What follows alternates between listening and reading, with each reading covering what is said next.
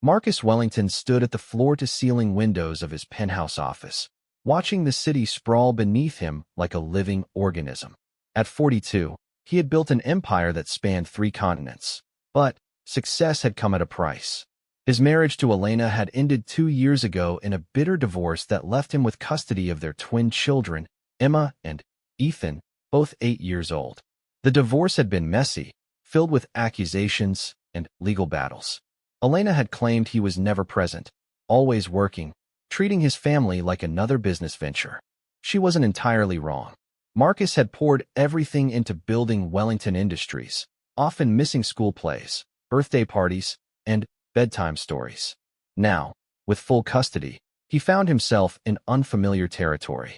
"Mr. Wellington, your 3 o'clock is here," his assistant Sarah announced through the intercom. Marcus turned from the window, straightening his Italian silk tie. The meeting was with a potential nanny agency, the 5th one this month. Finding the right caregiver for Emma and Ethan had proven more challenging than closing billion-dollar deals. The agency representative, Mrs.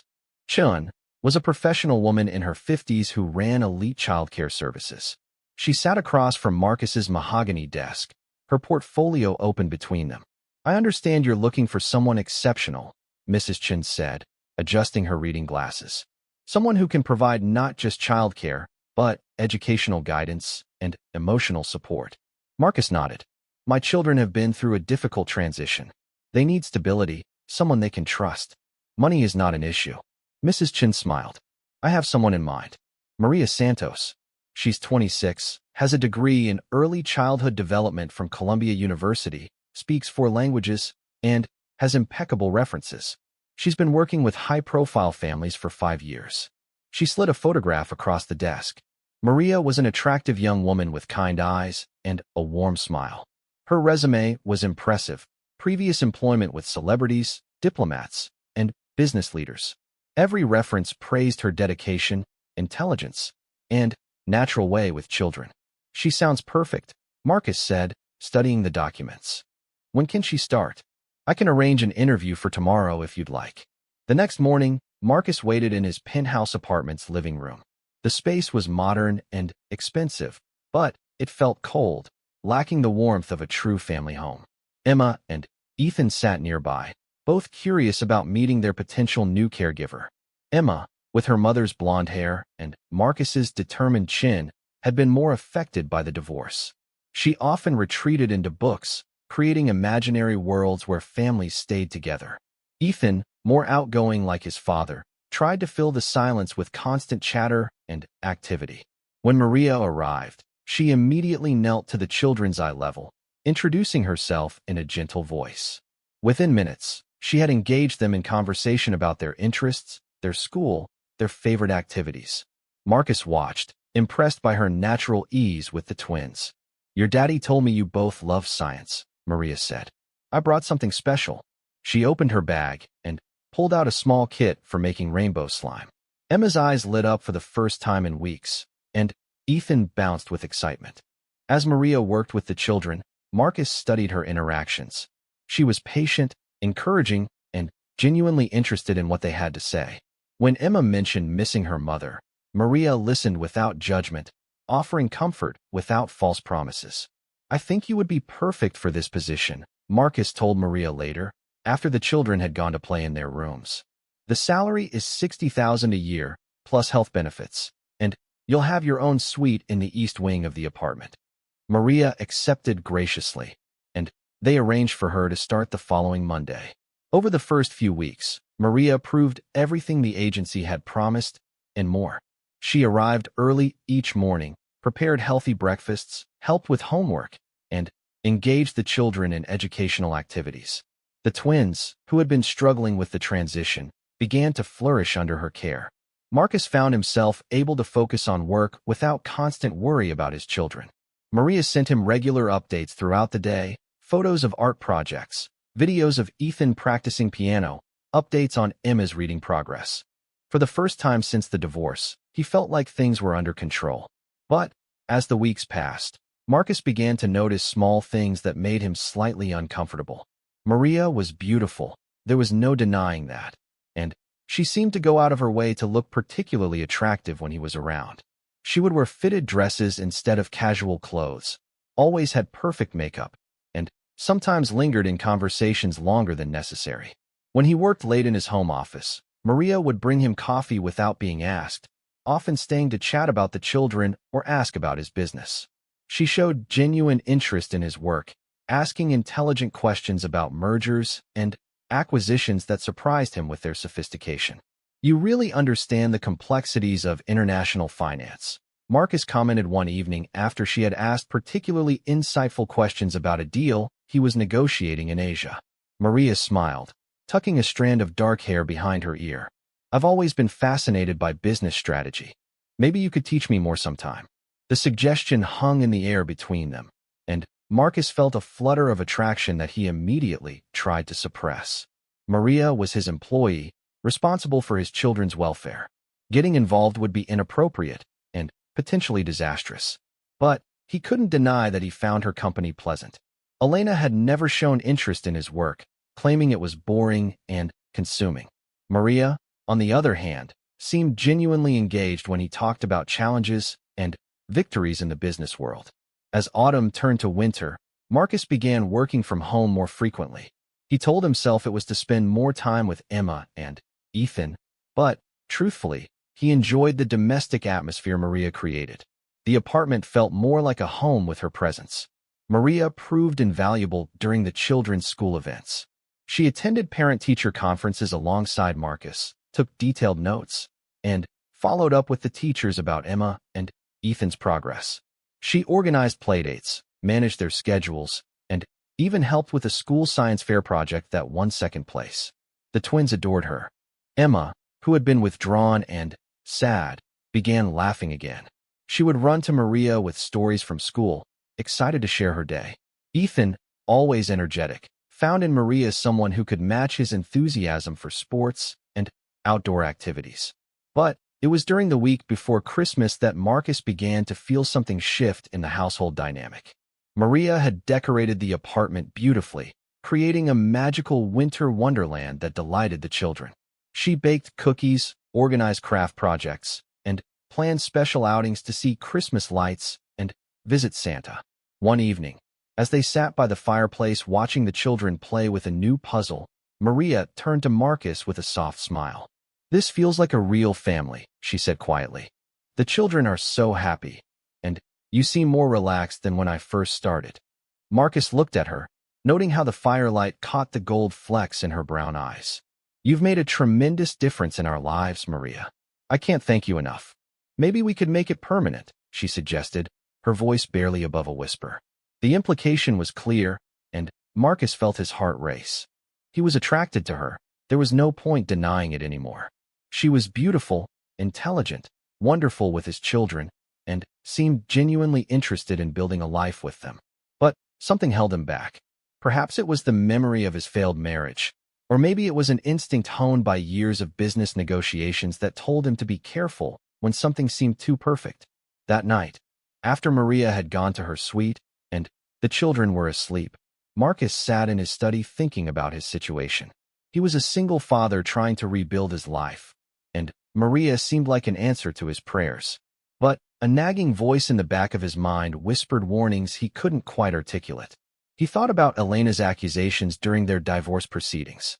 She had claimed he was paranoid, always suspicious of people's motives, unable to trust anyone completely. Maybe she was right. Maybe his success had made him overly cautious, seeing threats where none existed. Maria had given him no reason to doubt her intentions. She was perfect with the children, professional in her duties, and if she was interested in something more personal, perhaps that wasn't necessarily a bad thing. Many successful relationships had grown from professional partnerships. Still, the businessman in him couldn't shake the feeling that he should be more careful. In his world, people often had hidden agendas, ulterior motives that weren't immediately apparent. The stakes were always high when you had as much to lose as he did. Over the next few days, Marcus found himself paying closer attention to Maria's behavior. She continued to be wonderful with Emma and Ethan, but he began to notice small inconsistencies in her stories about her background. When he asked about her previous employment, some details seemed to shift between conversations. Her university stories sometimes contained contradictory information about professors or courses. These observations might have been meaningless. Memory was fallible, and people often embellished or misremembered details about their past. But Marcus's success had been built on attention to detail, on recognizing patterns that others missed. The breaking point came during a conversation about her family. Maria had mentioned having 2 brothers and a sister, but when showing Emma photos on her phone, she pointed to 3 brothers and no sister. When Marcus asked about it later, Maria laughed it off as a slip of the tongue, claiming she had been thinking about a cousin. That night, alone in his study, Marcus made a decision that would change everything. He would install a security system throughout the apartment. Not because he suspected Maria of anything specific, but because his children's safety was paramount, and he needed peace of mind. He told himself it was a reasonable precaution for any wealthy single father. The system would monitor all common areas: the living room, kitchen, playroom, and hallways. Private areas like bedrooms and bathrooms would remain off-limits, maintaining everyone's privacy while ensuring security. The next morning, Marcus called Harrison Security, a company he had used for his business properties. They could install a discreet system over the weekend while Maria was visiting her family in New Jersey. "I want the best equipment available," Marcus told the installation team leader. "Motion sensors, high-definition cameras, audio recording, and remote monitoring capabilities. Everything should be virtually invisible." The installation was completed by Sunday evening.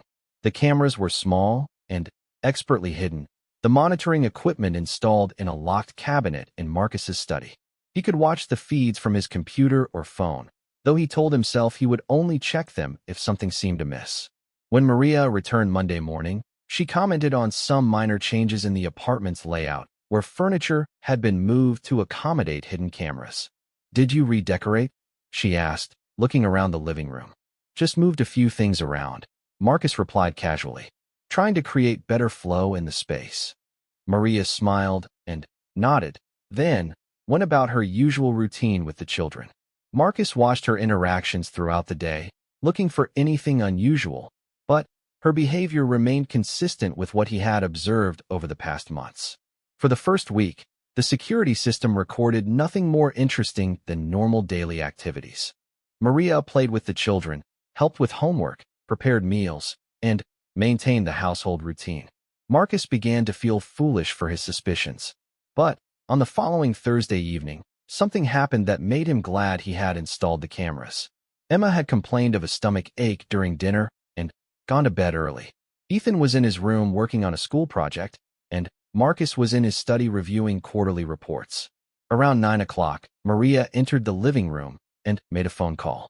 Marcus happened to be checking the security feeds and noticed she was speaking in what sounded like a foreign language. Not Spanish, which he knew she spoke fluently, but something else entirely. The conversation was brief, perhaps 5 minutes, but her tone was serious, almost urgent. When she finished the call, she looked around the apartment carefully, as if checking to make sure she hadn't been overheard. Marcus made a note of the time and date, planning to review the audio recording later when he could enhance the sound quality and possibly identify the language. Over the next few days, he watched the feeds more carefully, looking for patterns or behaviors he might have missed. Maria continued to be exemplary with the children, but he noticed she made similar phone calls twice more, always when she thought everyone else was occupied or asleep. On Saturday morning, while Maria was at the park with Emma and Ethan, Marcus reviewed the recorded conversations with enhanced audio. The language sounded Eastern European, possibly Russian or a related dialect. This surprised him, as Maria had never mentioned speaking any Slavic languages, and it wasn't listed among her qualifications. The realization that Maria was keeping secrets, possibly significant ones, sent a chill through Marcus. He began to question everything he thought he knew about the woman caring for his children. Who was she really? What were these phone conversations about? And, most importantly, were Emma and Ethan safe? That evening, as he watched Maria read bedtime stories to the twins, Marcus struggled to reconcile the caring woman he observed with the mysterious figure making secretive phone calls. She seemed genuinely loving toward the children, patient, and nurturing in every interaction. But his business instincts, honed by years of high-stakes negotiations and dealing with corporate espionage, told him that something wasn't right. People in his position were targets for various schemes: kidnapping, extortion, corporate sabotage. The possibility that someone had placed an agent in his household wasn't paranoia. It was a legitimate concern. As December progressed toward the holidays, Marcus found himself in an impossible position. He couldn't confront Maria without revealing the surveillance system, which might violate employment laws and would certainly destroy any trust between them. But he also couldn't ignore the growing evidence that she was hiding important aspects of her identity and activities. The children were thriving under her care, happier than they had been since before the divorce. Disrupting their routine again would be traumatic, especially so close to Christmas. But their safety had to come first, regardless of their emotional attachment to Maria. Marcus decided to conduct a discreet investigation. He hired a private security firm to look into Maria's background more thoroughly than the nanny agency had done. He wanted verification of her education, employment history, and personal references. If everything checked out, he could put his concerns to rest. If not, he would have to take action. The investigation would take several days, possibly a week. In the meantime, Marcus would continue monitoring the security feeds, documenting any suspicious behavior, and keeping his concerns to himself. The private investigation report arrived on a Wednesday morning, delivered by courier to Marcus's office in a sealed envelope marked confidential. His hands trembled slightly as he broke the wax seal, though he couldn't say whether from anticipation or dread. The findings were deeply disturbing. Maria Santos was not who she claimed to be. Her real name was Mila Volkov, and she was 28, not 26 as she had stated. The Columbia University degree was fabricated. She had never attended the school. Her previous employment references were sophisticated forgeries, created by individuals who themselves had criminal backgrounds in identity fraud. Most shocking of all, Mila Volkov had entered the United States on a tourist visa 18 months ago and had overstayed illegally. She had no legal right to work in the country, let alone care for his children. Marcus felt sick as he read further. The investigation had uncovered financial records showing large deposits into accounts under her real name, amounts far exceeding what he paid her as a nanny. The money came from wire transfers originating in Eastern Europe, specifically from accounts linked to organized crime syndicates involved in human trafficking and identity theft. The report concluded with a chilling assessment. Mila Volkov was likely a professional operative, possibly working for criminal organizations that targeted wealthy families for kidnapping, extortion, or other forms of exploitation. Marcus's hands shook as he set down the report. The woman he had trusted with his children, who had lived in his home for months, who had earned Emma and Ethan's love and affection, was a criminal with connections to international crime syndicates. He immediately called his head of security, David Chun, a former FBI agent who handled security for all Wellington Industries properties. "David, I need you to come to my office immediately.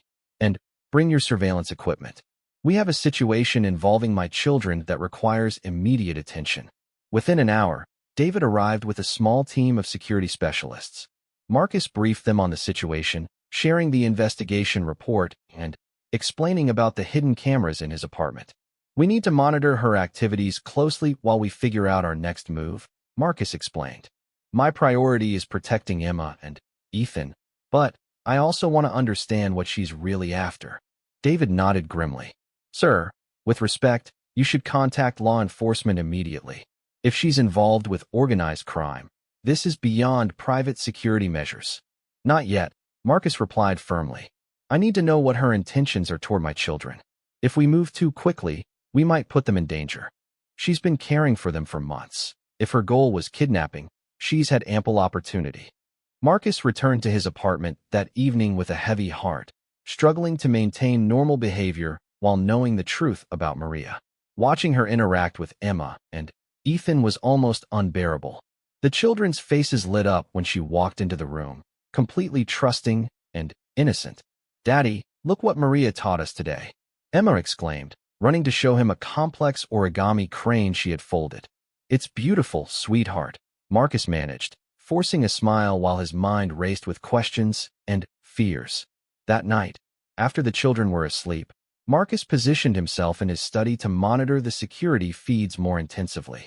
He had connected additional recording equipment that David's team had installed, giving him better audio quality and the ability to record conversations in multiple languages for later translation. Around 10:30, Maria made another of her mysterious phone calls.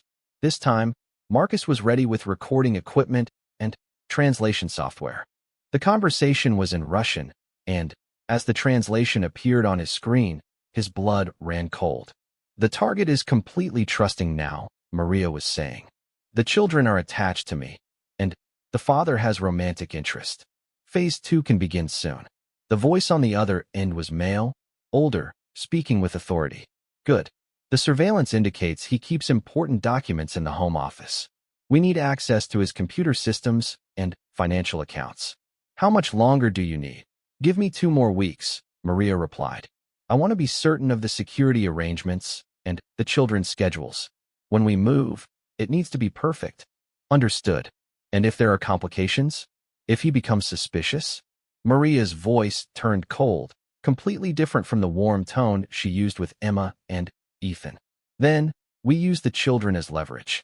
He'll do anything to protect them." Marcus gripped the edge of his desk so hard his knuckles turned white. The woman caring for his children was planning something that involved using Emma and Ethan as bargaining chips in a criminal scheme. His worst fears were being confirmed in real time. He immediately called David Chun. "We have a major problem. I need you and your team here tonight." "And, David, call the FBI. This is bigger than we thought." While waiting for his security team to arrive, Marcus continued monitoring the feeds. Maria finished her phone call and went through what appeared to be her normal evening routine, checking on the children, tidying the kitchen, and preparing for the next day. The contrast between her criminal activities and her caring facade was deeply unsettling. David arrived with FBI Special Agent Sarah Rodriguez, a specialist in organized crime and kidnapping cases. Marcus played the recorded conversation for them, watching their expressions grow increasingly serious. "Mr. Wellington, you and your children are in immediate danger," Agent Rodriguez said. "This is clearly a sophisticated operation targeting your family for financial gain and possibly kidnapping.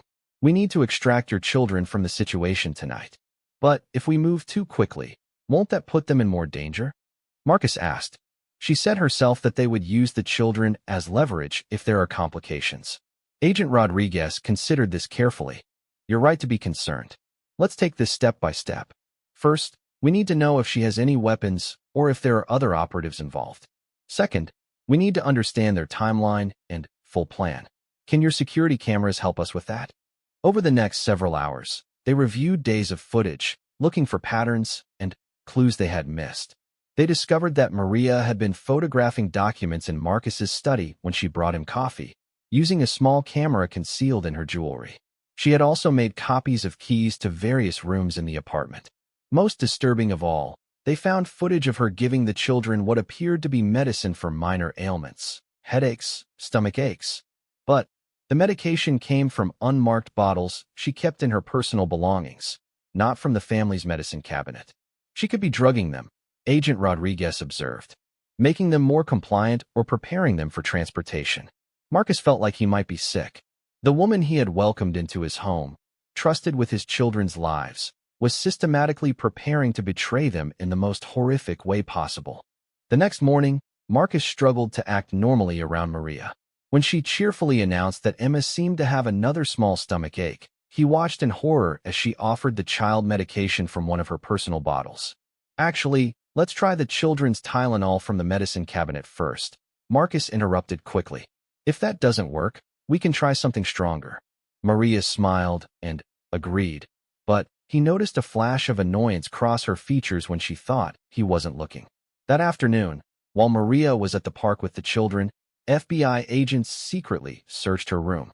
They found sophisticated surveillance equipment, false identification documents, large amounts of cash in various currencies, and a detailed floor plan of the apartment with security vulnerabilities marked. Most chilling of all, they discovered a syringe and several small bottles of what field tests indicated were powerful sedatives, enough to incapacitate both children for several hours. Agent Rodriguez called Marcus immediately. We can't wait any longer. We're moving tonight. The evidence suggests they're planning to take your children very soon, possibly within the next few days. That evening, as Maria went through her usual bedtime routine with Emma and Ethan, Marcus watched from his study via the security cameras. Federal agents were positioned throughout the building, ready to move at his signal. He felt like he was watching his children for possibly the last time. At least the last time they would be innocent of the horror they had been living with. Emma was showing Maria a drawing she had made at school, her face bright with excitement. Ethan was bouncing on his bed, chattering about a soccer game he wanted to attend on the weekend. Neither child had any idea that the woman they trusted, the woman who had become like a mother to them, was planning to use them in a criminal conspiracy that could destroy their lives. Marcus's heart broke as he watched Maria kiss both children goodnight, her performance of caring so convincing that even knowing the truth, he could almost believe it was genuine. At 9:15, Maria made another phone call. This time, the conversation was brief but urgent. There's a problem, she said in Russian. I think he might be suspicious. He stopped me from giving the boy the preparation medicine today, and he's been watching me more carefully. The male voice on the other end sounded angry. How much does he know? I'm not sure, but we may need to move the timeline up. Tomorrow night instead of next week. Understood. Be ready. If he has discovered anything, eliminate him, and proceed with the children as planned. Marcus's blood turned to ice. Not only were they planning to kidnap his children, but they were prepared to kill him if necessary. This had escalated to a level of danger he had never imagined. He immediately signaled the FBI team. Within seconds, federal agents were moving through the apartment building, securing all exits, and approaching Maria's location. Marcus ran to the children's bedrooms, his heart pounding. He needed to get to Emma and Ethan before Maria realized what was happening. But as he reached the hallway, he came face to face with Maria. She was standing outside the children's rooms, and in her hand was a small pistol pointed directly at him. I was wondering when you would figure it out, she said, her voice completely different from the warm, caring tone he had known for months. You're more observant than most of our targets. Maria, Mila, whatever your name is, just take whatever you want and leave my children out of this, Marcus said, raising his hands but continuing to move slowly toward his children's rooms. I'm afraid that's not how this works, she replied coldly. Emma and Ethan are the most valuable part of this operation. Their father's willingness to pay anything to get them back safely is what makes this worthwhile. Through his earpiece, Marcus could hear David Chun coordinating with the FBI team. They were in the building, but Maria was between them and the children. You've been taking care of them for months, Marcus said desperately, hoping to reach some part of her that might have developed genuine feelings for Emma and Ethan. They love you. They trust you. Don't destroy that. For just a moment, something flickered across Maria's face. But then, her expression hardened again. Love is a luxury I can't afford, she said. My organization invested significant resources in this operation. Your children will not be harmed if you cooperate fully. Suddenly, Emma appeared in her bedroom doorway, rubbing her eyes sleepily. Daddy? Maria? What's wrong? The sight of his daughter, innocent and trusting, looking between him and the woman who planned to kidnap her, gave Marcus a surge of protective rage unlike anything he had ever experienced. Emma, sweetheart, go back to your room and close the door, he said as calmly as he could manage. Time seemed to slow as Marcus watched Maria extend her hand toward Emma.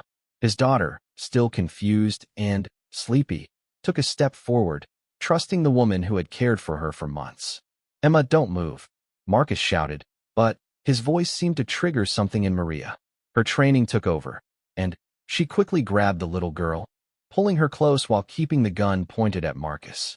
Daddy, Emma cried out, suddenly, understanding that something was terribly wrong. The sound of his daughter's frightened voice sent Marcus into a state of protective fury he had never experienced. Every instinct screamed at him to rush forward, to tear his child away from the woman threatening her. But the gun in Maria's hand kept him frozen. Let her go, he said, his voice deadly calm despite the chaos in his mind. Take me instead. I'm worth more to your organization alive than she is. Maria's laugh was cold and bitter. You still don't understand, do you? This was never about ransom money. Your company has defense contracts, government connections, access to classified information. Your children are leveraged to make you cooperate with a much larger operation. Through his earpiece, Marcus could hear FBI agents moving through the building. Agent Rodriguez's voice was calm, but urgent. We're in position outside the apartment. Keep her talking. Emma began to cry softly, and Marcus saw something flicker in Maria's eyes again. For months, she had genuinely cared for this child, read her stories, comforted her nightmares, celebrated her small victories. The bond between them had been real, even if Maria's ultimate intentions were criminal. You don't have to do this, Marcus said softly. I've seen how you are with her. You care about Emma. You care about Ethan. Whatever they're paying you, whatever they're threatening you with, we can find another way. You don't know anything about my situation, Maria snapped, but her grip on Emma loosened slightly. Some choices aren't really choices at all. At that moment, Ethan appeared in his doorway, drawn by the sound of voices and Emma's crying. When he saw Maria holding his sister with a gun pointed at his father, his young face went white with shock. Ethan, go back to your room and lock the door, Marcus ordered. But the boy stood frozen, unable to process what he was seeing. Actually, Maria said, making a quick decision, Ethan should join us. Both children together are better insurance. She started moving toward the boy, dragging Emma with her, but Marcus couldn't let her get to both his children. He lunged forward, not caring about the gun, focused only on protecting his son. The movement startled Maria, and the gun went off. The shot was deafening in the confined hallway, and Marcus felt a burning sensation in his shoulder as the bullet grazed him. But he didn't stop moving. Emma screamed, and Ethan dropped to the floor, covering his head with his hands. Maria tried to maintain her grip on Emma while redirecting the gun at Marcus, but in the chaos, she lost her balance. Marcus crashed into her, sending them both tumbling to the ground. Emma broke free and ran to Ethan, both children huddling together against the wall, crying and terrified. Marcus and Maria fought desperately on the floor, struggling for control of the weapon. She was smaller than him, but professionally trained, and Marcus quickly realized she was much stronger and more skilled in combat than he had expected. Federal agents. Drop your weapon. The shout came from multiple directions as FBI agents burst through the apartment's main entrance and emergency exits simultaneously. Maria drove her knee into Marcus's injured shoulder, causing him to gasp in pain and momentarily lose his grip. She rolled away and came up with the gun pointed at the children. Stay back or they die, she shouted at the approaching agents. Agent Rodriguez appeared in the hallway, her own weapon drawn but lowered non-threateningly. Mila, it's over. You're surrounded. Let's end this without anyone else getting hurt. You don't understand, Maria said desperately. If I don't deliver, my sister dies. They have my family back home. This isn't just a job for me. It's survival. Marcus, clutching his bleeding shoulder, suddenly understood the complete picture. Maria wasn't just a criminal operative. She was being coerced. Someone was using her family as leverage the same way she had planned to use his children. We can protect your sister, Agent Rodriguez said. We work with international law enforcement. We can help you, but you need to put down the gun and step away from the children. For a moment, Maria seemed to consider this offer. But then, her phone buzzed with a text message. She glanced at it quickly, and her face went pale. It's too late, she whispered. They know you're here. They know I've failed. She showed Agent Rodriguez the phone screen. It was a photo of a young woman tied to a chair, clearly terrified, with a timestamp indicating it had been taken just minutes ago. They'll kill her if I don't complete the mission, Maria said, tears streaming down her face. She's only 19. She didn't do anything wrong. Marcus looked at his children, still huddled together and crying. Then, at Maria, whose own desperation was now completely visible. She was as much a victim as his family, trapped in an impossible situation by people who used love and family bonds as weapons. There has to be another way, he said, struggling to his feet. Tell me what they want. Real business information? Money? I'll give them what they need to release your sister. You don't understand how these people work, Maria replied bitterly. They don't make deals. They don't negotiate. They use fear and violence to control everything and everyone. Agent Rodriguez was speaking rapidly into her radio, coordinating with international agencies to locate Maria's sister. But Marcus could see in Maria's eyes that she believed it was hopeless. Suddenly, there was a new sound from the apartment's main entrance. Someone was trying to break in despite the FBI presence. Agent Rodriguez immediately radioed for backup, realizing that Maria might not be working alone. They sent a backup team, Maria said with dawning horror. If I failed, they were going to come anyway. The sound of gunfire erupted from the front of the apartment. The backup criminals had encountered the FBI agents positioned there, and a firefight had begun. We need to get the children to safety, Marcus said urgently. Agent Rodriguez nodded. There's a service elevator at the back of the building. We can evacuate through there. But Maria shook her head. You don't understand. They've been planning this for months. They know about every exit, every security measure. There is no safe way out. As if to prove her point, the sound of gunfire moved closer. The criminal backup team was fighting their way through the building toward the apartment. Marcus made a decision that went against every business instinct he had ever developed. Instead of calculating odds and strategic advantages, he chose to trust someone who had just threatened his children's lives. Maria, help us, he said. You know their plan better than anyone. Help us save our children, yours and mine. She looked at him with surprise. Why would you trust me? Because you're not evil, Marcus replied. You're desperate, and desperate people can make terrible choices, but you genuinely care about Emma and Ethan. I've seen it. And right now, helping us is the only chance you have of saving your sister. Maria stared at him for a long moment, then made her choice. She lowered the gun and turned to Agent Rodriguez. The building's service tunnels, she said quickly. They didn't account for the old infrastructure. There's a maintenance area in the basement that connects to the building next door. But we have to move now, before they secure all the floors. Agent Rodriguez didn't hesitate. Show us. Marcus gathered Emma and Ethan, both still crying but beginning to understand that they needed to be brave. We're going to play a game, he told them, borrowing Maria's words but giving them new meaning. We're going to be very quiet and follow Maria and the police officers to safety. As they moved through the apartment, the sound of fighting grew closer. The criminal team had apparently overcome some of the FBI agents and was systematically searching for their target. Maria led them to a door Marcus had never noticed before, concealed behind a decorative panel in the kitchen. It opened to reveal a narrow service corridor used by maintenance staff. This connects to the building's old pneumatic mail system, Maria explained as they crawled through the tight space. It leads to the basement, but we have to be quiet. Sound carries in these tunnels. Emma whimpered softly, and Ethan tried to comfort her by holding her hand. Marcus's heart ached seeing his children in this situation, but he was also proud of their courage. Behind them, they could hear the criminals entering the apartment. Voices shouted in Russian, coordinating their search. Maria translated in whispers for Agent Rodriguez. They're looking for blood trails from the gunshot, she said. They know someone was injured. Marcus's shoulder continued to bleed, leaving small drops on the tunnel floor despite his efforts to compress the wound. If the criminals found the service door, the blood trail would lead them directly to the family's escape route.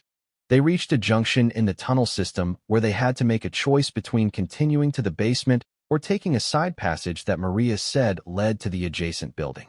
The basement is more secure, Agent Rodriguez whispered. But if they find our trail, we'll be trapped down there. The adjacent building is riskier, Maria added. But it gives us multiple exit options. Marcus looked at his children, exhausted and frightened but still trusting him to make the right decision. This was unlike any business choice he had ever faced. There were no market analyses, no financial projections, no advisory boards to consult. Just a father's instinct and the lives of his children hanging in the balance. We go to the adjacent building, he decided. Multiple exit options give us the best chance.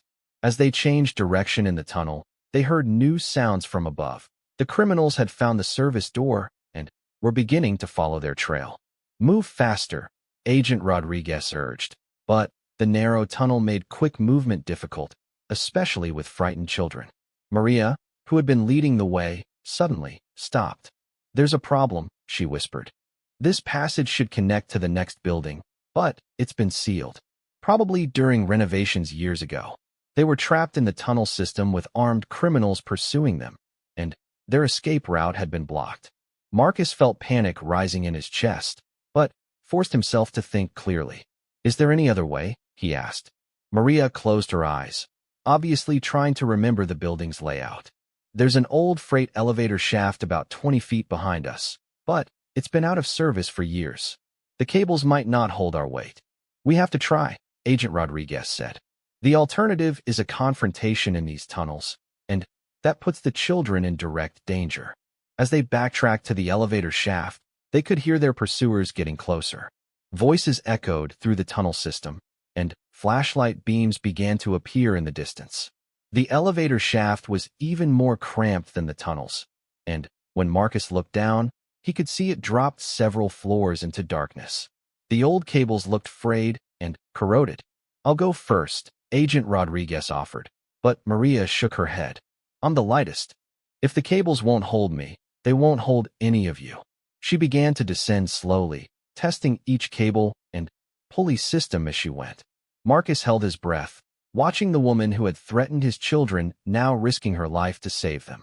The sound of their pursuers was very close now. Marcus could hear them discussing the tunnel system in Russian, apparently trying to figure out which direction their targets had gone. "It's safe," Maria called up softly. "The cables are old, but they're holding. Send the children down one at a time." Emma went first, her small body making the descent easier. Marcus watched his daughter disappear into the darkness, trusting that Maria would catch her safely at the bottom. Then Ethan followed, trying to be brave despite his obvious fear. Agent Rodriguez went next, leaving Marcus alone at the top of the shaft as flashlight beams grew brighter in the tunnels behind him. As he began his own descent, Marcus heard the criminals reach the junction where they had changed direction. They were arguing about which way to go, apparently having lost the trail in the complex tunnel system. Halfway down the shaft, one of the cables snapped. The sound was like a gunshot in the enclosed space, and Marcus felt himself falling. He managed to grab another cable, but the sudden jerk sent pain shooting through his injured shoulder. The noise had been loud enough to carry through the tunnel system. Above him, Marcus heard excited shouting as the criminals realized they had found their targets. "Hurry!" Agent Rodriguez called from below. Marcus half climbed, half fell down the remaining distance, landing heavily in a basement storage room. Maria immediately began leading them through a maze of stored furniture and equipment toward what she hoped would be an exit. Behind them, they could hear the criminals beginning their own descent down the elevator shaft. The basement was a labyrinth of stored items from decades of building renovations. Maria navigated confidently, apparently having studied the layout during her months of preparation. They reached a heavy door marked with warnings about authorized personnel only. Maria produced a set of lock picks from her clothing and began working on the mechanism. "Where did you learn to do that?" Emma asked with innocent curiosity, temporarily distracted from their danger. "Special school," Maria replied with a sad smile. "Not the kind of school your daddy will send you to." The lock clicked open just as they heard the criminals reaching the bottom of the elevator shaft. Agent Rodriguez positioned herself to provide cover while Maria led the family through the door and up a concrete staircase. They emerged into the basement of the adjacent building, which appeared to be an office complex currently closed for the night. Emergency lighting provided dim illumination as they moved through empty corridors toward the main exit. But as they approached the building's lobby, Maria suddenly held up her hand for them to stop. "There are more of them," she whispered, pointing toward the glass doors at the front entrance. Through the doors, they could see vehicles with tinted windows and armed figures positioned around the building's perimeter. The criminal organization had anticipated their escape route and positioned backup teams accordingly. "How many people are involved in this?" Marcus asked in amazement. "More than you know," Maria replied grimly. "This organization has been planning operations against high-value targets like your family for years. You're not their first victims." Agent Rodriguez was speaking rapidly into her radio, calling for additional FBI support. But Marcus could see the despair in her eyes. They were outnumbered and outgunned, trapped between criminals in the building behind them, and more criminals waiting outside. Emma and Ethan were beginning to understand the severity of their situation. Emma had stopped crying but was pale and shaky, while Ethan stayed close to his father's side, trying to be protective despite being only 8 years old. "I'm scared, Daddy," Emma whispered. Marcus knelt down and pulled both children close, despite the pain in his injured shoulder. "I know, sweetheart, but we're going to be okay. Agent Rodriguez and Maria are going to help us get out of here safely." As he held his children, Marcus realized that his entire perspective on life had shifted. All the business deals, the corporate victories, the financial achievements that had once seemed so important now meant nothing compared to his children's safety. But he also realized that his skills as a businessman, strategic thinking, problem-solving under pressure, reading people's motivations, were exactly what he needed in this situation. Looking at Maria, he saw not just the criminal who had threatened his family, but a woman trapped by circumstances beyond her control, fighting to save the only person she loved as desperately as he was fighting to save his children. "Maria," he said quietly, "what do they really want? Not the kidnapping plan, not the leverage. What's the ultimate goal of this organization?" She looked at him with surprise at the question, then understanding. "You're thinking like a businessman," she said, "looking for the real deal behind the threats." "Exactly. Every negotiation has hidden motivations." "What are theirs?" Maria considered carefully. "Your defense contracts give you access to classified information about military communication systems. They want to sell that information to foreign governments." Marcus nodded. "Then, let's give them what they want, but on our terms." Marcus's plan was risky, but it was built on the same principle that had made him successful in business: understanding what the other side really wanted and finding a way to give it to them while maintaining control of the situation. "I'm going to call them," he told Agent Rodriguez and Maria. "I'm going to offer them exactly what they want, access to my defense contract information. But I'm going to control how they get it." "Sir, that's treason," Agent Rodriguez protested. "I can't allow you to compromise national security." "I'm not going to give them real information," Marcus explained. "I'm going to give them false data that looks authentic. My company has security protocols that include creating fake classified documents for exactly this kind of situation." Maria looked at him with new understanding.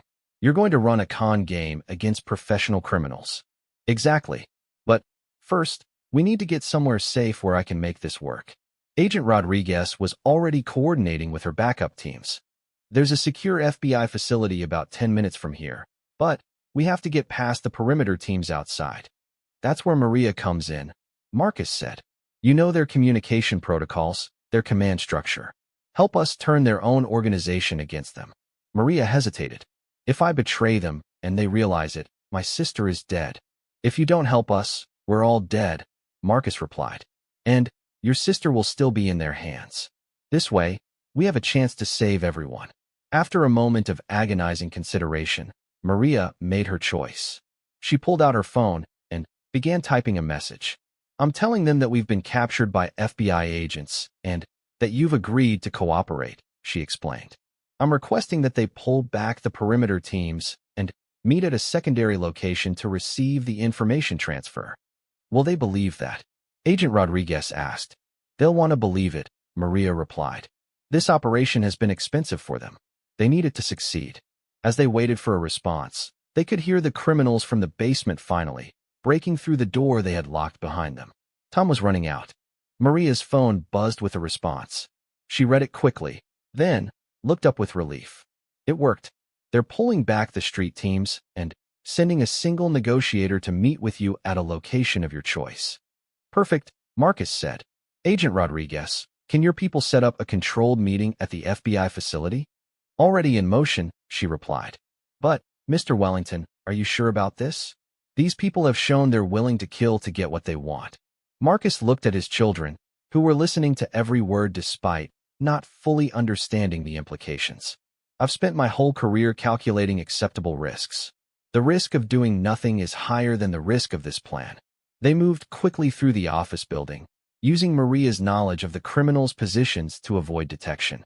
Agent Rodriguez's backup teams had created a corridor of safety, engaging the remaining hostiles while the family escaped. 20 minutes later, they were in a secure conference room at the FBI facility. Emma and Ethan were in an adjacent room with child psychologists and victim advocates, finally, safe, but still processing the trauma of what they had experienced. Marcus sat at a conference table with Agent Rodriguez, Maria, and several other federal agents, preparing for what would be the most important negotiation of his life. The fake documents need to look absolutely authentic, he explained to the FBI technical team. These people are sophisticated enough to detect obvious forgeries, but they won't be able to verify the specific technical details in real time. Maria provided crucial information about the criminal organization's capabilities and limitations. They have contacts in various government agencies, she warned, but not high-level access. They'll rely on the surface appearance of legitimacy.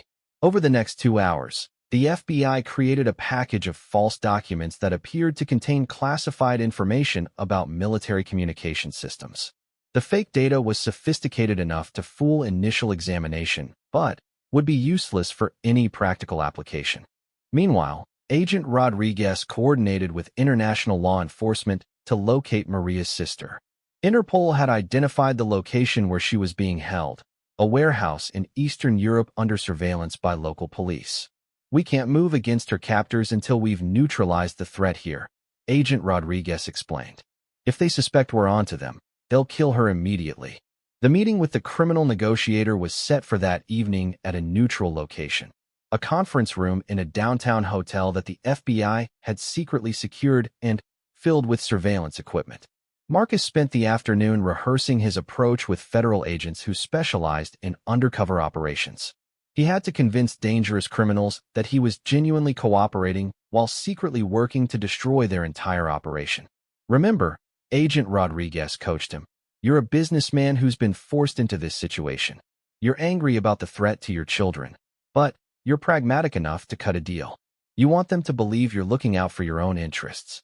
I've been doing that my whole career, Marcus replied grimly.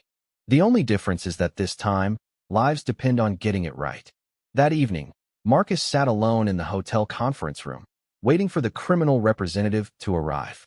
Hidden cameras and microphones recorded everything, while FBI agents were positioned throughout the building.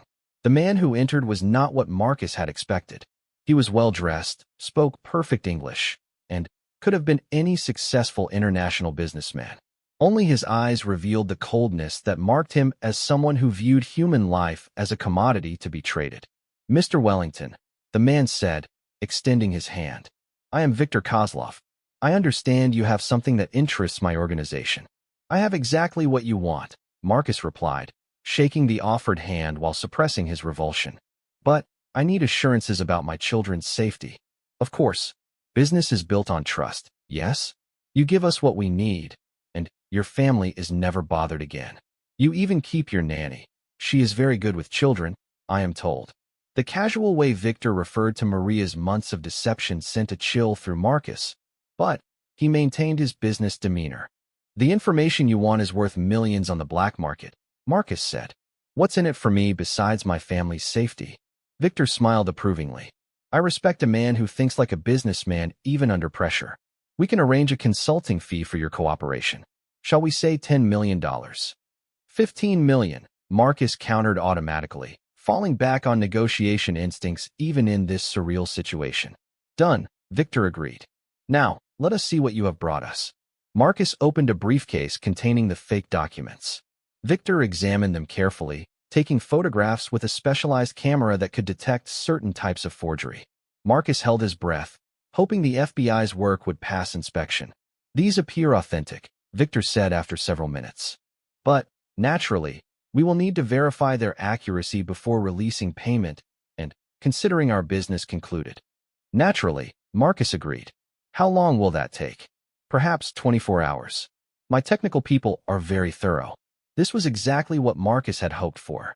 The fake documents were designed to appear authentic under initial examination, but would reveal themselves as forgeries if subjected to detailed technical analysis.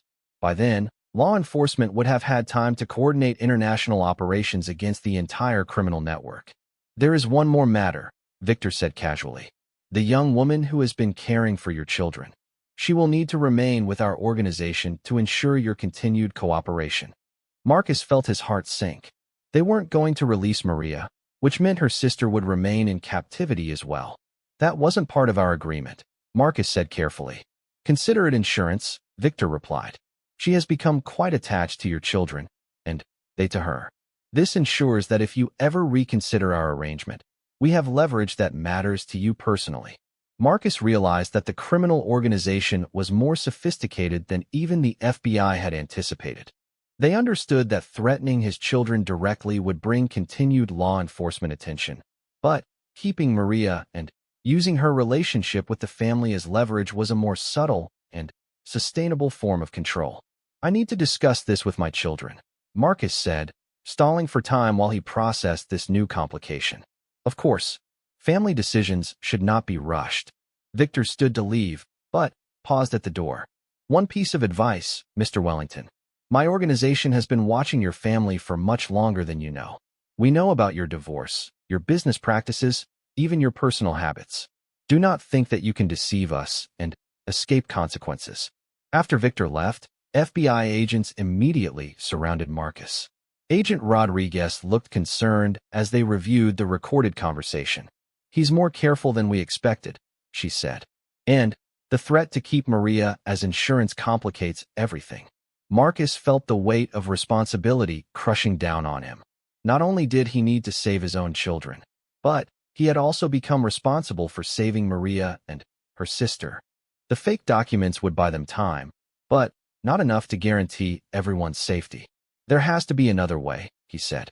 What if we could turn this around completely? Instead of just fooling them temporarily, what if we could use their own plan against them? Agent Rodriguez looked at him with interest. What do you mean? They're expecting to verify the documents I gave them, right? What if those documents contain not just false information, but a computer virus that gives us access to their systems?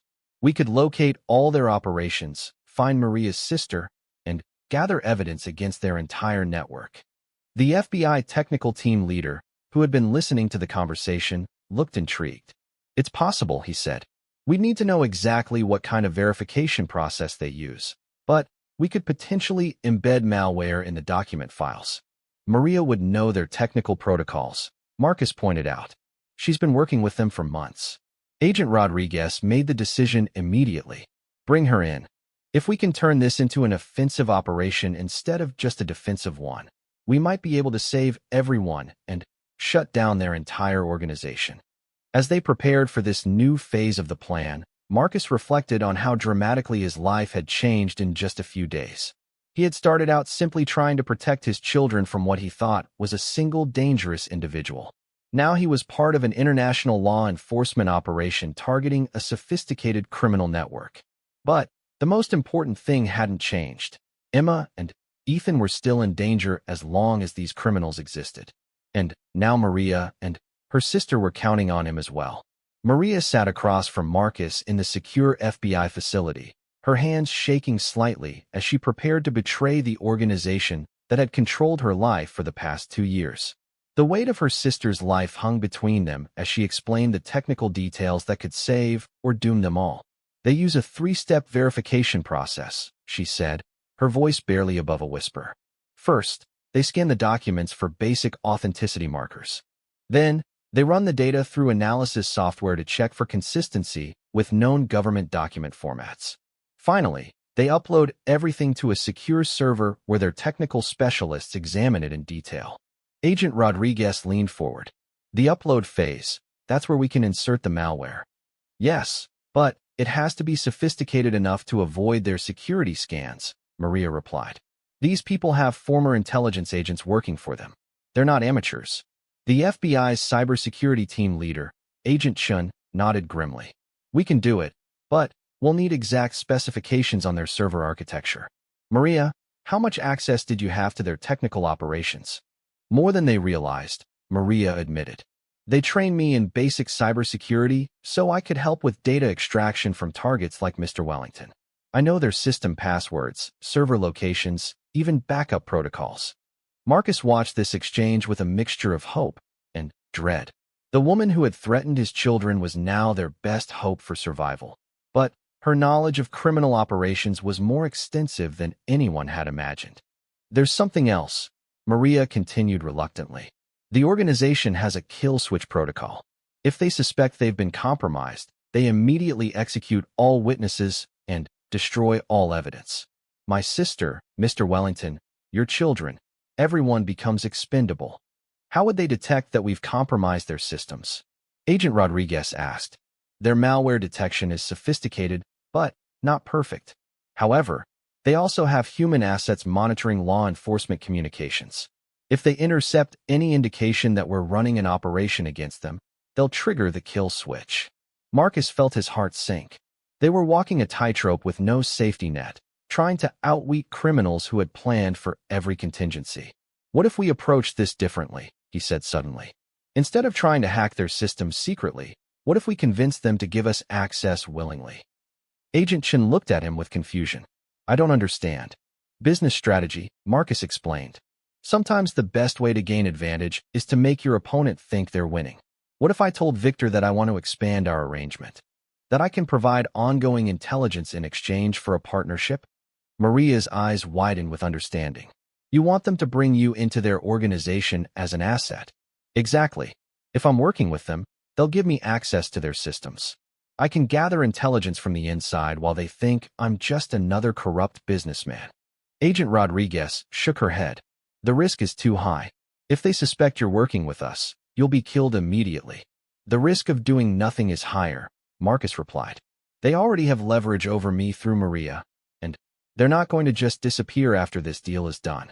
They'll keep coming back for more information, more cooperation. The only way to end this permanently is to destroy their entire operation. As they debated the plan, Agent Rodriguez received an urgent message from Interpol. She read it quickly, her face growing pale. They've moved Maria's sister, she announced. Our surveillance team lost contact with the warehouse where she was being held. She could be anywhere now. Maria made a sound like a wounded animal. They know, she whispered. Somehow, they know we're planning something. Marcus felt the walls closing in around them. If the criminals suspected betrayal, they would accelerate their timeline and eliminate all witnesses. His children were safe in FBI custody, but that protection wouldn't last long if the organization decided to cut their losses. We have to move now, he said decisively. No more planning, no more preparation. I'm calling Victor and proposing the partnership immediately. Agent Rodriguez started to protest, but Marcus was already reaching for his phone. Victor, he said when the criminal answered, I've been thinking about our arrangement. I'd like to propose expanding it. Oh, how so, Mr. Wellington? The information I gave you today is just a sample of what I have access to. My defense contracts are worth hundreds of millions annually, and they're constantly updated with new classified data. Instead of one-time payments, we could establish an ongoing partnership. There was a long pause. Marcus held his breath, aware that everyone in the room was listening to a conversation that could determine their fate. This is an interesting proposition, Victor finally said. But such an arrangement would require a much higher level of trust between us. I understand that.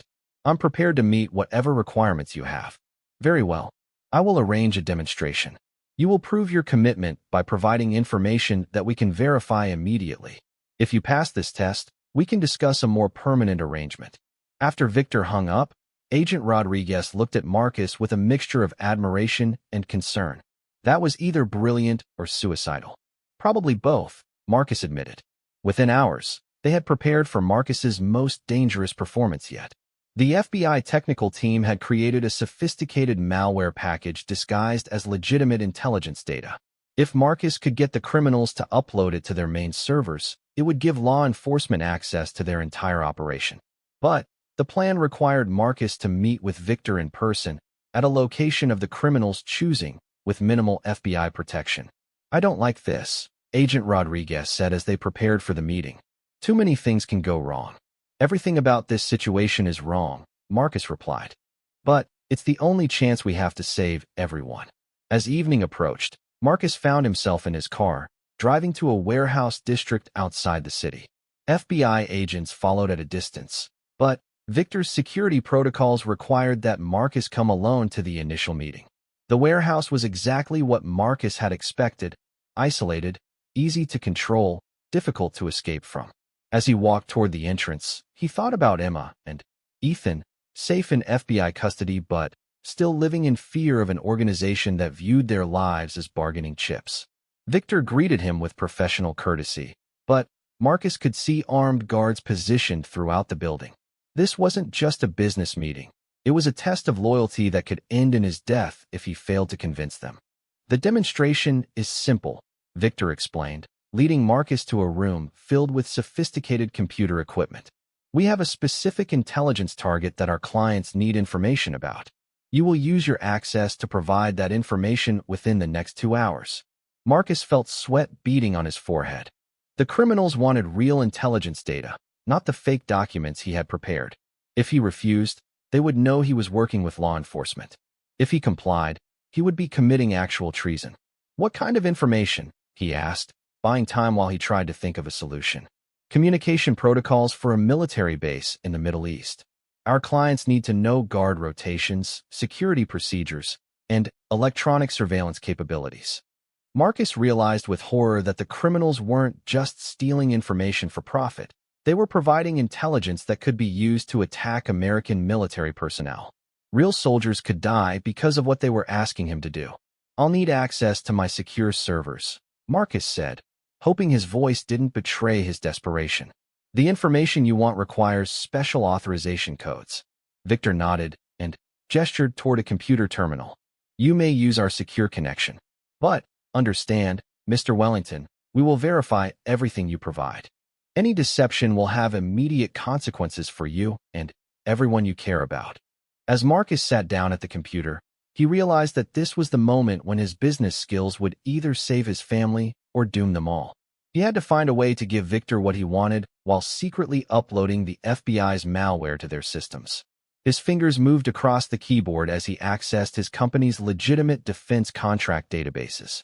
The information Victor had requested was actually available through his security clearance, but providing it would make him a traitor to his country. Then, Marcus remembered something from his early days in business, a lesson about misdirection that could apply to this impossible situation. Instead of trying to avoid giving Victor real information, he would give him something that was technically accurate but strategically useless. He began downloading military communication protocols, but not current ones. He accessed archived data from systems that had been replaced months ago, information that looked authentic but was no longer operationally relevant. While the download proceeded, Marcus activated a hidden program that the FBI technical team had installed on his phone. With Victor watching every keystroke, Marcus had to be extraordinarily careful as he initiated the malware upload to their servers. This is taking longer than expected, Victor observed, moving closer to watch the computer screen. Military encryption is sophisticated, Marcus replied, his heart pounding as the malware continued its stealthy installation. We need to decrypt each file individually to avoid triggering security alerts. As the upload neared completion, Marcus's phone vibrated with a text message. He glanced at it quickly and felt his blood turn to ice. It was from Agent Rodriguez, Maria's sister found dead. Kill switch activated. Extract immediately. Marcus forced himself to remain calm as Victor continued watching the download. The criminals had discovered their plan and executed Maria's sister as punishment. Now they were systematically eliminating everyone connected to the operation.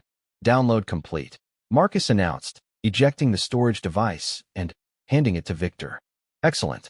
My technical team will verify this information immediately.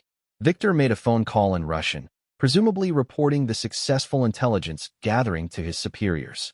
Marcus used the distraction to send a coded message to the FBI team. The malware was in place, but his cover was blown. There is one more matter to discuss, Victor said after ending his call. The young woman who worked in your household. She has become unreliable.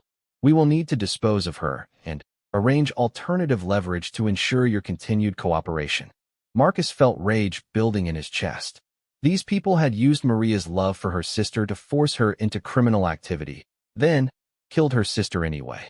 Now they planned to murder Maria as well, simply because she was no longer useful to them. That seems unnecessary, Marcus said carefully. She's been effective in her role, and replacing her would create complications with my children. I'm afraid the decision has already been made, Victor replied with casual indifference. Our organization cannot tolerate unreliability. At that moment, Marcus heard sounds of commotion outside the warehouse, vehicles arriving, shouted commands, the distinctive sound of law enforcement coordinating an assault. The FBI had traced his location and was moving to extract him. Victor's expression immediately turned cold and dangerous. You have betrayed us, Mr. Wellington. Actually, Marcus said, standing up slowly and backing away from the computer terminal. You betrayed yourselves. The malware I just uploaded to your servers has given the FBI access to your entire operation. Your safe houses, your financial accounts, your personnel files, everything. Victor reached for a gun, but Marcus continued talking, trying to buy time for the approaching FBI agents. You made a critical business error, Marcus said. You assumed that threatening my children would make me compliant. Instead, it made me determined to destroy you completely. The warehouse doors exploded inward as FBI tactical teams breached the building. Gunfire erupted immediately as Victor's security team engaged the federal agents. Marcus dropped to the floor, crawling toward cover behind a bank of computer servers. Around him, the sophisticated criminal operation descended into chaos as law enforcement systematically captured or eliminated the armed criminals. Victor himself tried to escape through a back exit, but FBI agents were waiting for him. As he was taken into custody, he shouted threats in Russian about the reach of his organization and the impossibility of stopping their operations. But, as Marcus watched the arrest, he knew that the malware upload had been successful. Even if this particular cell was captured, the information they had gathered would allow law enforcement to trace and dismantle the entire international network. Agent Rodriguez found Marcus behind the computer servers, helping him to his feet as the tactical situation was secured. Your children are safe, she said immediately. And the malware worked perfectly. We're getting real-time intelligence about criminal operations in 6 different countries. What about Maria? Marcus asked. Agent Rodriguez's expression grew somber. She didn't make it. They killed her along with her sister when they realized we had turned her. I'm sorry. Marcus felt a profound sadness wash over him. Maria had been caught in an impossible situation, forced to choose between her sister's life and the safety of his children. In the end, she had chosen to help him save Emma and Ethan, even knowing it would cost her everything. 3 hours later, Marcus was reunited with his children at the FBI facility. Emma and Ethan ran into his arms, crying with relief and joy at seeing their father safe. Is Maria okay, Daddy? Emma asked through her tears. Marcus looked into his daughter's innocent face and realized that someday he would have to explain the complex truth about the woman who had cared for them, threatened them, and ultimately died protecting them. But, for now, he simply held his children close and was grateful that they were alive and safe. In the months that followed, the malware Marcus had uploaded led to the arrest of over 200 criminals across multiple continents. The organization that had targeted his family was completely dismantled, their assets seized, and their victims rescued. Marcus testified before Congress about the businessman who had built an empire through careful planning and strategic thinking was about to attempt the most audacious gambit of his career. The stakes couldn't be higher, and failure would mean the destruction of everyone he had come to care about. As Maria was brought into the secure facility to help plan their counterattack, Marcus looked through the one-way glass at his children, who were finally sleeping peacefully despite everything they had been through. Whatever happened next, he was determined that they would never again face the kind of danger that had nearly destroyed their family. The criminals who had invaded their lives were about to discover that threatening Marcus Wellington's children had been the biggest mistake of their criminal careers. The next 24 hours would determine whether his plan to turn the tables on a dangerous international organization would save his family or destroy them all. Agent Rodriguez looked at him sharply. Sir, you can't seriously be considering cooperating with these criminals. I'm considering saving our lives, Marcus replied. And sometimes the best way to win a negotiation is to give the other side exactly what they think they want. As he began to explain his plan, the sound of their pursuers grew closer. Whatever they were going to do, they had to act quickly. The next few minutes would determine whether Marcus's business instincts could translate into survival for his family, and the woman who had become an unlikely ally in their fight for freedom. But Maria was already moving toward the little girl. "Actually, Emma, come here. We're going to play a special game." That was when Marcus heard the sound of footsteps in the hallway. The FBI team was in position. He looked into Maria's eyes and saw the exact moment when she realized her operation had been discovered. What happened next would determine whether his children lived or died, whether the woman he had trusted with their lives would ultimately destroy them all. The businessman who had spent years calculating risks and making strategic decisions was about to face the most important moment of his life, where no amount of money or power could guarantee the outcome he desperately needed. The security cameras continued recording as the situation reached its critical point, capturing every detail of a confrontation that would determine the fate of an entire family. As he watched Emma and Ethan sleeping peacefully in their beds that night, Marcus prayed that his suspicions were unfounded, that Maria was exactly who she claimed to be. But if she wasn't, if his children were in danger, he would do whatever was necessary to protect them. The businessman who had built an empire through careful observation and strategic thinking was now applying those same skills to the most important job of his life, being a father. Whatever the investigation revealed, whatever the cameras captured, Marcus was prepared to face the truth and deal with the consequences.